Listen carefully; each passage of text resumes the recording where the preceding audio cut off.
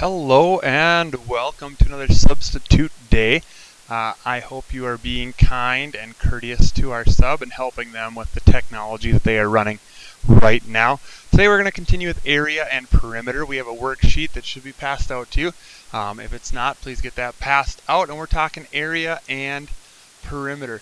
And right now I want you to immediately look and see we have a spot here for area and then a spot for perimeter. It's not labeled perimeter, but it says units around, and so we're talking units around, and that's perimeter. These are irregular shapes. Yesterday we kind of worked with rectangles a little bit, so now we're working with irregular shapes. So for this first one here, I'm going to go ahead and number all of my square units. So 1, 2, 3, 4, 5, 6, 7, 8, 9, 10, 11, 12, 13. The area is 13 squares inside, so it's 13 square units. Now though, let's go ahead and do the units around. This is where it gets a little bit tricky. We talked about our tick marks yesterday. We have 1, 2, 3, 4, 5. Here we got 6, 7, 8, 9, 10, 11, 12, 13, 14, 15, 16, 17, 18, 19, 20. It is 20 units around. Now I do want to see the tick marks going around, and I do want to see the squares on the inside for me today. That's going to limit your mistakes, so make sure you're putting those in. Also, I want to take a look right here at this corner. Notice this number 5 is our area number 5, but it's got a tick mark here, here, and here, so that's getting hit 3 times. Okay, so make sure you get all those units. That's our baseboard question. Area is talking about our carpet. I jumped over one. You can go ahead and pause the video right now and try it and check it, or if you want, you can just keep watching as I go through this. So press pause if you want a class to try it, otherwise I can go through it as we go. Alrighty, here we go again. We're talking area and units around. So area 1, 2, 3, 4 squares inside, 5, 6, 7, 8 squares inside, 9, 10, 11, 12, 13 squares on the inside, so 13 square units is our area. Now going around the outside again, and it doesn't matter where you start. I'm going to start right here. 1, 2, 3, 4, 5, 6, 7, 8, getting all those steps. 9, 10, 11, 12, 13, 14, 15, 16, 17, 18, 19, 20, 21, 22, 23, 24, 25, 26 units around. That would be a bugger if we wanted to put in baseboard. There'd be 26 units for only 13 square units. What I'm going to do now is I'm going to jump to the bottom, and notice the bottom only has area. The reason it only has area is we have this line right here, and I'll make it blue here. That blue line right there is slanted, and if you know anything about a slanted line, this is a current line right here, and if I were to take this 1 centimeter and now try to turn it, notice that when it is slanted, and now it's connected, let me go ahead and undo something here. Let's go ahead and just grab this one if I can. Nope, it won't let me. It won't let me. It'll just keep it as 1. But if I have that there, and I do rotate this and have this slanted, notice 1 unit will not make it all the way around. 1 unit will get me to right about here. I'm moving things I don't want to move. 1 unit will get me right to here, not all the way there. So this is not 1 unit right here. Alright, that's not 1 unit. So let's go ahead and clear that out. Whoops. Let's undo that. Let's undo our annotation. So let's now go through and find our area. All we need is area. So first thing I'm going to do is I'm going to get all the squares that are solid full squares. So 1, 2, 3, 4, 5, 6, 7, 8, 9, 10. There's 11 squares so far. But we still have a half a square here, a half a square here. Oh, a half and a half. That's going to make number 12. That's our 12th square. And then I have a half and a half here, which makes, that was a poor 12, 13. So the area is 13 square units because these halves together make a whole. Go ahead, finish that page. There's a front side and a back side. After you have finished with that, I'd like you to um, open up your textbook, and our textbook, we're going to jump to page 59. So page 59 in your textbook. Press pause if you needed to get that, hopefully. Otherwise, you're with me right now. Number 1, look at the rectangles below. What does perimeter mean? What does area mean? At your group right now, I'd like you to come up with definitions of area and perimeter. Please press pause on the screen, and then we will talk about them after your group has discussed. So go ahead and discuss and press pause. Alrighty, we are back. Hopefully, you told me that perimeter is around the outside or something like that. Maybe you use baseboards that we talked about yesterday. And hopefully when you talked about area, when you said area, you were talking about the space it fills. Alright, and that would be units squared, or square units. Alright, they have that there, and they have perimeter here. Things that we talked about yesterday. Alrighty, now we're jumping ahead to page 60 in your book. Page 60, and I know this isn't the most clear, but I think you will be fine as you follow along on page 60. The figure at the right is a square. The length of one side of the square is given. Explain how you know the lengths of the other 3 sides of the squares. Well, just stop and think for a minute. What do we know about squares? Squares have right angles. Alright, so we have 4 right angles. And squares have equal sides. So if this side is 76, this side is 76. And if it is a square, all the sides will be at 76 centimeters. Alright, so explain why you know the lengths of the other 3 sides of the squares. It's a definition of a square. Definition of a square. 4 equal sides.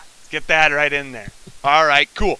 Press pause if you need time to write. Otherwise, we're going to keep going here. Perimeter is a measure of the distance around a figure in the space to the right. How could we use addition to solve the perimeter of the square? At your groups right now, please go ahead and add up the sides to show the perimeter. On your mark, get set, go. You can press pause on my screen. Alrighty, welcome back. You should have done 76 plus 76 plus 76 plus 76 for 76. When you do that, you should have ended up with 304. 304. You carried your 2 up there as well. So cool. Now, number 9, at the space to the right, show how multiplication, this is the way I would probably do it, can be used to solve for perimeter. So please multiply. See if you come up with 304. That'll be a great way to check our work. Press pause on the screen and begin multiplying. Go.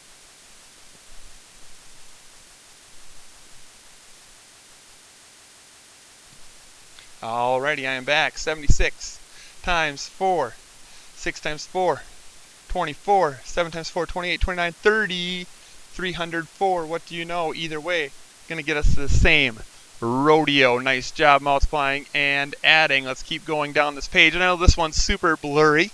Alright, number 10. Discuss. To calculate the area of a rectangle, we find the product of its 2 adjacent sides. Adjacent means that they're just right next to each other. So we go here is one side. This is the adjacent side. Those are adjacent. They're right next to each other. Why can this formula be used to find the area of a square? So we have to find the product of its 2 sides. Why is this formula used for a square? Well, because a square is a quadrilateral and a rectangle is a quadrilateral. And so either way, we have to find the area by multiplying the length times the width. So if it's a square, it's 4 times 4. If it's a rectangle, maybe it's 4 times 6. Either way, we need to have the 2 adjacent sides to figure out the area. That one just I wanted you to talk and think through a little bit here. Number 11, in the space to the right, calculate the area of this square. So this is a whopper of a problem right here, but we have to take the length times the width of this previous one. So when you look right up here, we have our length. My pen doesn't die. Length 76. our width 76, and we have to multiply those together. So 76 times 76, you will multiply 6 times 6 and 6 times 7. You'll get your answer. Remember to put a placeholder when you start multiplying 7 times 6 and then 7 times 7. Make sure you have a placeholder there, and then you add those up. So on your mark, get set, pause the video, and then I will have your answer. Pause. Alrighty, welcome back. We should have 456 for the first number and 5,320 for your second number. You should have then added those together. 6, 7, 7, 5, 5,776. Don't forget centimeters squared. That's kind of a whopper there. Hopefully you're able to get that one. Number 12. How does doubling each dimension of a rectangle that is not square affect the perimeter and the area of the rectangle? Give an example to support your answer. Well, I started with a rectangle here. It is 3 units by 2 units. So we have to double each side. So if I take 1 and double this side, so now it's twice as long. And I take 1 and double this one, now that is twice as long. And then I take 1 more right there. How much bigger did it get? Well, let's take a look here. I'll then make this a 3, and this is a 2, a 2, a 2, a 3, and a 3. So essentially we took our 2 by 3, and now it's purple. But let's rewrite this. So this will actually be a 6, a 6, a 4, and a 4. All right. So what happens to our perimeter? What happens to our area? Well, our perimeter was 2 by 3, so that's 2 plus 3, 5, plus 2 more, 7, plus 3, so we're at 10. So our perimeter, all right, was 10, and now it is 6 plus 4 is 10, plus 6 is 16. Hey, now it is 20. So really, what happened to our perimeter? Our perimeter doubled. Our perimeter doubled in its value. Okay, so now what happened to our area?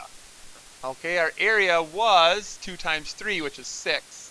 But now we took and we actually have 1, 2, 3, 4 of those there. So let's see what happens. We have 6 times 4 is 24. So our new value is 24. What happened when we got bigger? Well, we actually got 4 times bigger. So 4 times bigger. The fancy word for 4 times bigger is it quadrupled. I'm pretty sure I didn't spell that correctly, but it quadrupled. It got 4 times bigger. We went from our 6 to our 24, which is 4 times bigger. Number 13 asks you the dimensions of a square, and really that's going to be the exact same thing, except instead of having a 2 and a 3, we'll have a 2 and a 2. So I'm not going to demonstrate that one, but it's the same principle. It's going to be twice as big for its area, or for its perimeter. The perimeter will be twice as big, and the area will be 4 times as big. Your homework tonight is to please finish page 61 in your textbook. Page 61 in your textbook. But before we do page 61, I should go through the top of page 61. I just want to cover the formulas one more time. I know we talked about them yesterday. But area. Area is our length right here and our width. So if this is 2 and this is 5, it is 2 times 5. So area equals length times width. And I always write a cursive L so it doesn't look like a 1. Length times width. You might see it smushed together like this. A equals length times width, or else with the dot. Perimeter. Now perimeter is different, remember, because perimeter we are going to take both sides. If this is 5 and this is 2, we have to know that this is opposite, so it's a 5, and this is opposite, so it's a 2. So we have 2 2's, so which is 2 L's, all right, plus we have 2 5's, so 2 W's. So perimeter is 2 times the length plus 2 times the width. Remember, we're adding those up. I have seen kids try to go L plus W plus W, but we can condense those, remember, simplify. This W's, that becomes 2W, so 2W. two L's, so 2L plus 2W is our perimeter. Alrighty, you have page 61 in your book as homework. I do want to see page 61 as homework.